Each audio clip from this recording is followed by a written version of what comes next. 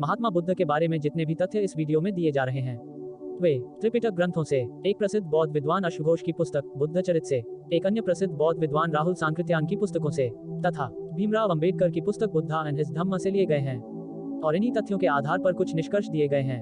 अतः इनकी प्रामाणिकता पर तो कोई संदेह किया ही नहीं जा सकता। इसलिए साफ मन से और पूर्वाग्रह से परे हट इन सभी तथ्यों को ध्यान से पढ़कर महात्मा बुद्ध की जीवन शैली को समझकर उनकी विचारधारा को जानें। आइए शुरू करते हैं। गौतम बुद्ध के पिता का नाम शुद्धोधन और माता का नाम महामाया था। महाराज शुद्धोधन सूर्यवंशी क्षत्रियों की शाक्य शाखा में से थे। यह वही सूर्यवंश है जिसमें श्री राम जन्मे थे। अतः महात्मा बुद्ध सूर्यवंशी क्षत्रिय कुल में जन्मे थे और श्री राम के वंशज थे। महाराज शुद्धोधन ने महात्मा बुद्ध के नामकरण पर यज्ञ आदि अनुष्ठान किए थे। ऋषि असित नाम के ब्राह्मण ने महात्मा बुद्ध की जन्मपत्री बनाई थी। महात्मा बुद्ध का नाम उनके बाल्यकाल में सिद्धार्थ रखा गया था, जो कि विशुद्ध हिंदू नाम है।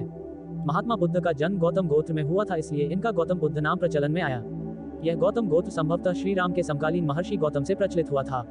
महात्मा बुद्ध ने अपने बचपन में आचार्य से वेद, वेदांग और उपनिषदों की शिक्षा प्राप्त की थी, जिससे शास्त्र, राजनीति, समाजशास्त्र और शस्त्र विद्या में वो पारंगत हुए।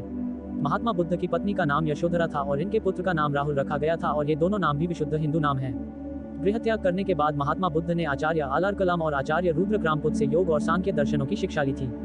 महर्षि पतंजलि के योग दर्शन के अष्टांग योग के अनुसार महात्मा बुद्ध ने जब खुद को समाधि अवस्था में स्थिर किया तो वेद आदि का जो ज्ञान इनके अवचेतन मन अर्थात सबकॉन्शियस माइंड में था, उसका इनके मन में प्रकाश हुआ, जिससे इन्होंने मानवता का प्रचार किया और अपने उपदेश दिए।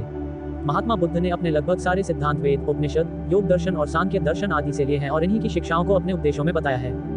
महात्मा बुद्ध ने धर्म के नाम पर चल रही उन कुरीतियों का विरोध किया जो असल में धर्म के विरुद्ध थी, अर्थात महात्मा बुद्ध ने धर्म को नुकसान पहुंचा रही मान्यताओं का विरोध किया था। तो जाहिर है कि महात्मा बुद्ध धर्म का सही स्वरूप दुनिया के सामने प्रस्तुत करना चाहते थे और महात्मा बुद्ध ने बार बार अपने उपदेशों में सनातन धर्म के पालन की ही सीख दी है। साथ ही अपने उपदेशों में बार बार वेद शास्त्रों का संदर्भ भी दिया है। महात्मा बुद्ध ने गृहस्थ और भिक्षुक संन्यास वाली परंपरा भी वेदों की आश्रम व्यवस्था से ली है एवं महात्मा बुद्ध के उपदेश पूरी तरह आध्यात्मिक बातों से परिपूर्ण है। महात्मा बुद्ध को बुद्ध इसलिए कहा जाने लगा क्योंकि महात्मा बुद्ध ने ज्ञान युग को अपने आचरण में लाया, क्योंकि बुद्ध शब्द विद्वान का पर्यायवाची होता है। महात्मा बुद्ध ने अपने उपदेशों में सबसे ज्यादा आर्य और धर्म या धम शब्दों का प्रयोग किया है, जो विशुद्ध वैदिक शब्द हैं। महात्मा बुद्ध के जीवन से जुड़ी पुस्तकों को पढ़ने पर उनमें स्वर्ग, नर्क, देव, इंद्र, ब्रह्मा, मोक्ष, निर्वाण आदि आध्यात्मिक शब्द ठीक वैसे ही मिलते हैं जैसे हिंदू मूल के अन्य महान व्यक्तित्वों के जीवन में।